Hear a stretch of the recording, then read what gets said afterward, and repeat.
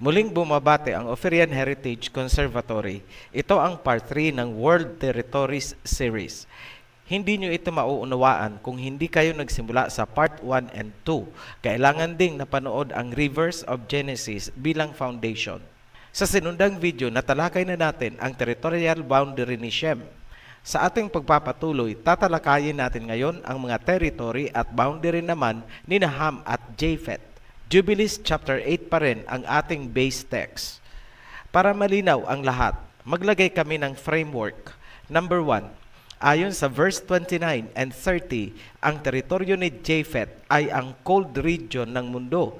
Ang kay Ham naman ay hot region at ang kay Shem ay blend ng hot and cold. So magkahalo, timplado. Naipakita na natin ang teritoryo ni Shem sa sinundang video. May maiinit siyang lugar gaya ng Middle East at may malalamig din siyang lugar gaya ng northern portion ng Russia simula sa bahagi ng China at Japan. Number 2, dahil naiplat na natin ang teritoryo ni Shem, ang natitira ay ang kay Ham at Japheth. Ang teritoryo ni Japheth ay nasa malamig na northern regions, therefore ang kay Ham ang nasa southern region. Paalala sa lahat, may mga gumagamit ng pangalan ng Ophirian Heritage Conservatory sa maraming pages sa Facebook at ibang websites. Siguraduhin hindi chap-chap videos ang pinapanood. Go direct sa ating YouTube channel kung saan mababasa namin ang inyong comment. Sisikapin nating matugunan ang inyong mga katanungan. Magpatuloy na tayo sa teritoryo ni Ham. Verse 22, and for Ham came forth the second portion beyond the Gihon towards the south to the right of the garden, and it extends towards the south, and it extends to all the mountains of fire, and it extends towards the west to the sea of Atel, and it extends towards the west till it reaches the sea of Maok, that sea into which everything which is not destroyed descends. Note, dalawa ang Anon. Yan ang karagatan ng Atel at Maok. Ma-decipher natin yan as we go on. Verse 23, and it goes forth towards the north to the limits of Gadir, and it goes forth to the coast of the waters of the sea, to the waters of the great sea, till it draws near to the river Gihon, and it goes along the river Gihon till it reaches the right of the Garden of Eden. Verse 24, and this is the land which came forth for Ham as the portion which he has to occupy forever for himself and his sons unto their generations forever. Summarize natin ang mga landmarks o muhon ng teritoryo ni Ham. Number 1, Gihon. Number 2, mountains of fire. Number 3, Gadir. Alam na natin sa Rivers of Genesis ang Gihon at naipakita na rin natin ang dulo nito insofar as Shem's boundary is concerned.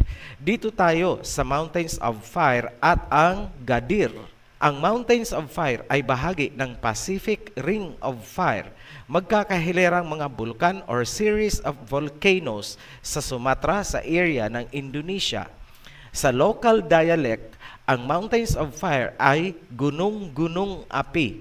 Ang gunung ay salitang Malay for mountain, api is fire. Yan ang tinutukoy na Mountains of Fire sa teritoryo ni Ham ayon sa Jubilees. Next, landmark, Gadir. Yan ang ancient name ng Spain o Espanya sa Europe. So imagine ninyo na intercontinental ang sakop ni Ham.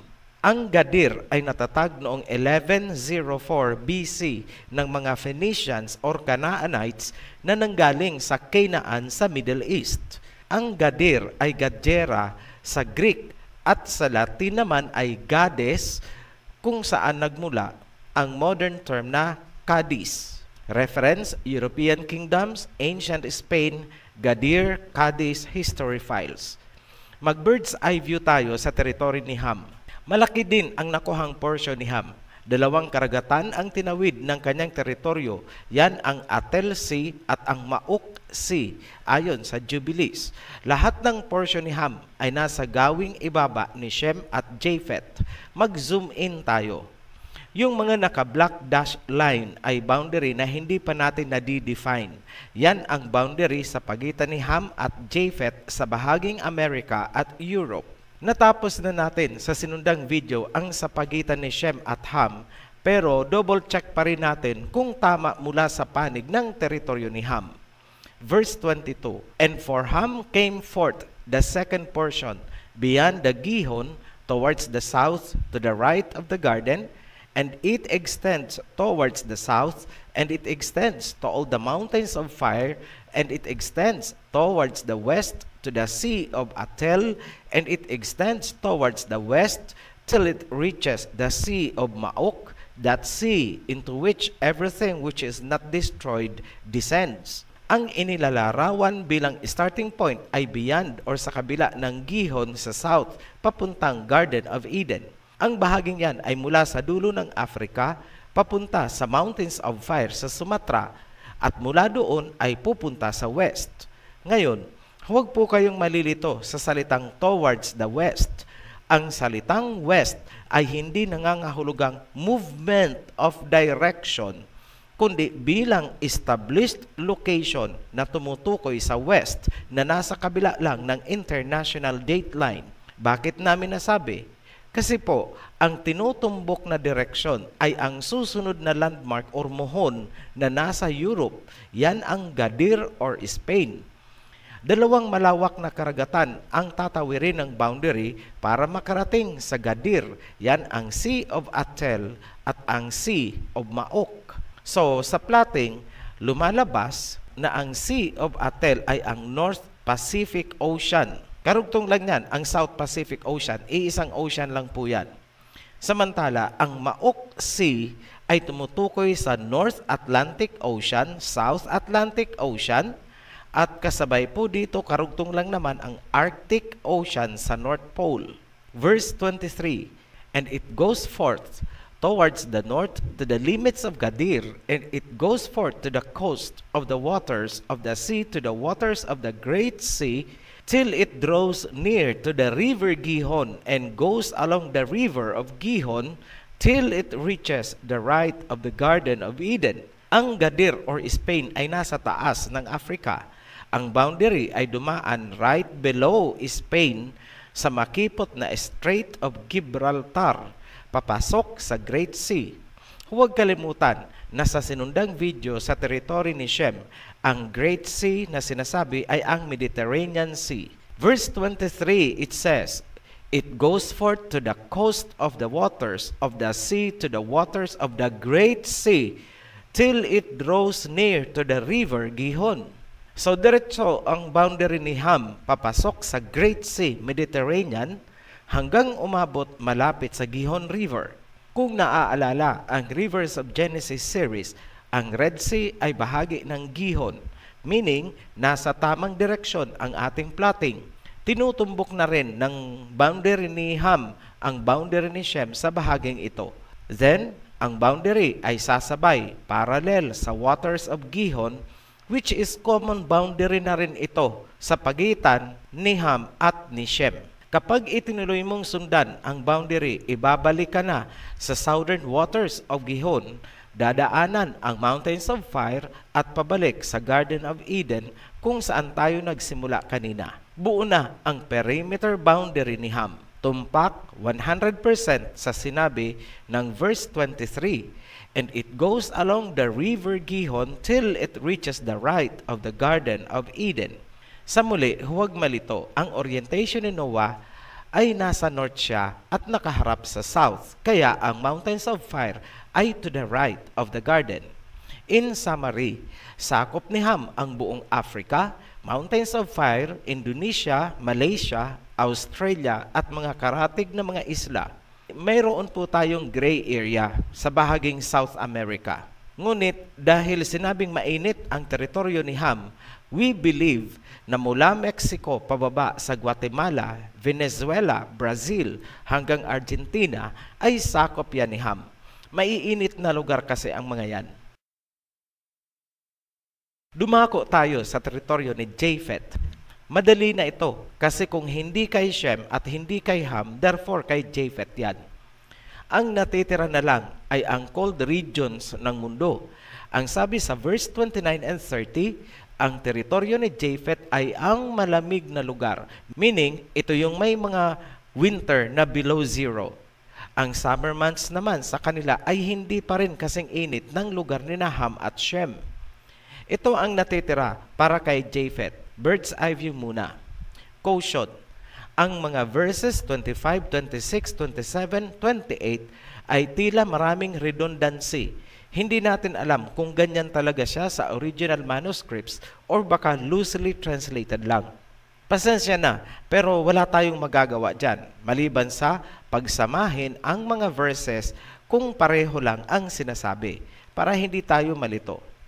Ang verse 25 and 28 ay pareho ang laman. Compare natin. Verse 25, and for Japheth came forth the third portion beyond the river Tina to the north of the outflow of its waters, and it extends northeasterly to the whole region of Gog and all the country east thereof. Verse 28, and it extends to the region of the river Tina in a northeasterly direction until it approaches the boundary of its waters towards the mountain Rapha, and it turns around towards the north. Analysis. Pareho lang ang direksyon na sinasabi ng verse 25 at 28. Mula sa river Tina, going north, easterly direction ang tatahakin. So, tinutumbok ang mountain Rapha. Tingnan na lang ang illustration. Ang nakikita naming dahilan ng redundancy ay upang bigyan diin na ang lugar na yan ay ang region ni Gog. Pansinin nyo namumukod tanging sa teritoryo lang ni Japheth nangyari na pinangalanan kung sinong anak ang uukupa. Ang ganyang pagdidetalye ay hindi ginawa sa paglalarawan ng teritoryo ni Shem at Ham. Wala ni isang anak ni Shem at ni Ham ang binanggit sa paglalarawan ng kanilang mga teritoryo. Pero, bakit pagdating sa teritoryo ni Japheth, pinangalanan si Gog na anak ni Japheth? Meron pong mabigat na prophetical significance yan. Alam na namin, ang nag-uukil-kil sa isipan nyo, Gog and Magog. Makalipas ang thousands of years, ilalahad namin sa inyo mula sa lumang baul ng mga propeta kung sino talaga si Gog, Magog at si Askenas. Isama na rin natin si Togarma na binanggit ni Prophet Ezekiel, only from Ophirian Heritage Conservatory. Abangan nyo yan. Focus lang muna tayo dito sa plotting. Balik tayo sa teritoryo. And it extends northerly to the north, and it extends to the mountains of Kelt towards the north, and towards the sea of Maok, and it goes forth to the east of Gadir, as far as the region of the waters of the sea, and it extends until it approaches the west of Farah, and it returns towards Afirag, and it extends easterly to the waters of the Sea of Miat. Galing pa rin tayo sa starting point, Sea of Azov, kung saan naroon ang outflow ng River Tina. Then, paakyat sa north, paikot sa Maok Sea, pabalik sa Gadir or Spain, at balik sa Miat or Azov Sea. Hindi matukoy kung anong lugar ang Fara, ngunit dahil sa direction, lumalabas na ito ang Faros, isang maliit na isla sa Nile Delta kung saan matatagpuan ang famous Lighthouse of Alexandria. Hindi man matukoy kung alin ang Afirag, ngunit hindi yan magiging hadlang dahil ang sumunod na muhon ay ang Miat Sea or Sea of Azov. So sa kabuuan, inikutan ang buong Europe, Canada at Amerika. Ang Sea of Maok ay parehong nababanggit sa description ng teritoryo ni Ham at ngayon ay nababanggit din kay Japheth. Lumalabas na ang Maok ay common sea ni Ham at Japheth. Sa plotting, lumalabas na ito ang magkarugtong na Arctic Ocean mula sa North Pole pababa sa Atlantic Ocean. Yan ang malaking karagatan na may kaugnayan sa Gadir at sa boundary ni Ham at Japheth. Ngayon, hindi specific kung ano ang mga pangalan ng nasasakop ng teritoryo ni Japheth maliban sa Gadir or Spain. Ngunit may mga karagdagang palatandaan na ibinigay. Number 1, sa verse 29, sinabi, 5 great islands and a great land in the north.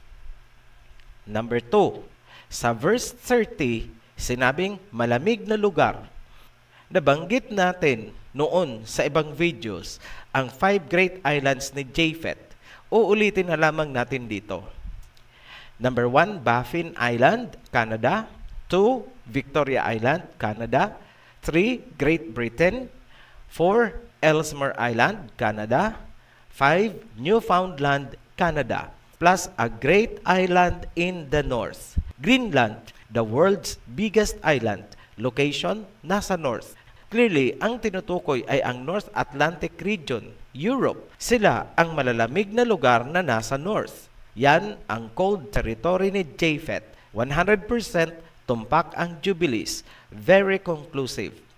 Ngayon, balikan natin ang panahon na nalasing si Noah. Ito yung sinasabi namin sa part 1 ng video na pinakialaman ang salita ni Noah. Mula sa simulang isinalin ang Biblia ng mga Greek, kitang-kita agad ang motibo na gusto nilang sakupin hindi lamang ang mga Shemites, kundi ang buong mundo. Isa ito sa mga nakikita naming rason bakit hindi isinama ang Jubilee sa Biblia at ayaw nilang isalin ang totoong Hebrew Jubilees na nakuha sa Qumran Caves noong 1947 hanggang 1956. Unahin natin ang King James Version. Take note, hindi po natin i-correct ang mga terms. Genesis chapter 9 verse 25 hanggang 28.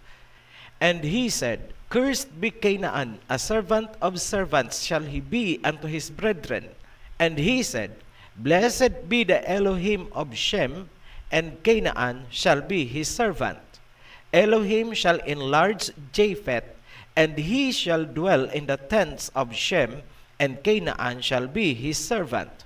Pansinin nyo na ang salitang he ay small letter ang simula, hindi capitalized, meaning si Japheth ang tinutukoy na mag-dwell sa tent or teritoryo ni Shem. Tiningnan natin ang mahigit 50 versions. Dalawa lang ang nakita naming tama.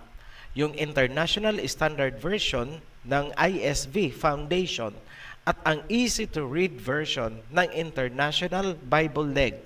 So, kung titingnan nyo, ang dalawang versions na yan, pareho lang ang nakasulat. Basahin ko po.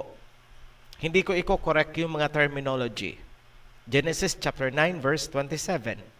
May God give more land to Japheth, may God live in Shem's tents, and may Canaan be their slave. So take note po ha, yung God is Elohim yan, supposedly. Ngayon, tingnan nyo ang nakasulat sa Bible ng mga kano. Genesis chapter 9 verse 26-28. I pray that the Lord will give Japheth more and more land, and let him take over the territory of Shem, and may Canaan be his slave.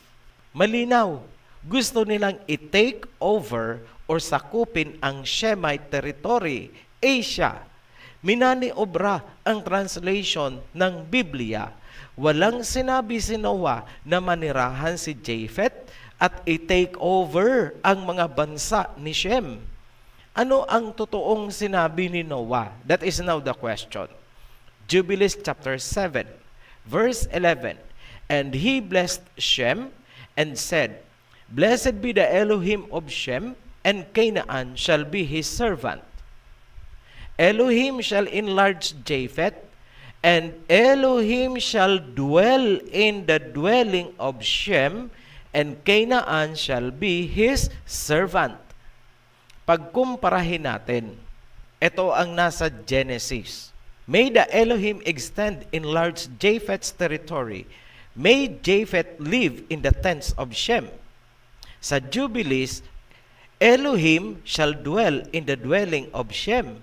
So, kung pagkukumparahin nating mabuti ang verse 27, sa Genesis, lumalabas na si Japheth yung titira doon sa tents ni Shem. Pero, pagdating sa Jubilees, ang nakasulat pala ay yung Elohim ang magdwell sa dwelling ni Shem. Ang Elohim ang mananahan sa territory ni Shem, hindi si Japheth. Minaniobra nila ang translation ng Genesis na booking pagdating sa Jubilees. Niloko tayong mga Shemites. Sino ang nasa likod ng mga pagmanipula ng nilalaman ng Biblia, lalo na itong sinabi ni Noah? Sinimulan ng mga Greeks, itinuloy sa modern day ng United Bible Society. Sila ang nagsasabi na dapat i-take over ng mga Japhethites ang territory ni Shem. Look closely kung sino ang nag-imprenta ng Bible na yan. American Bible Society. Yan ang frontliner ng United Bible Societies. Pansinin nyo ang footnote. In Hebrew daw, Japheth sounds like more and more. At sino ang nasa likod ng mga pagmamanipula na ginagawa ng United Bible Society? Yung Pope. Ano ang pinagnanasaan nilang makuha? Ang Garden of Eden, the Holy of Holies ayon sa Jubilees chapter 8 verse 19, at ang Shemite territory na dwelling place ng Elohim dito sa mundo.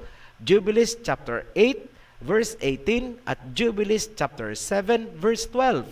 Pareho ang sinasabi. Elohim shall enlarge Japheth, and Elohim shall dwell in the dwelling of Shem. Yan po ang Jubilees chapter 7 verse 12. Ngayon, sinabi ni Pope Leo XIII noong 1894, We hold upon this earth the place of God Almighty.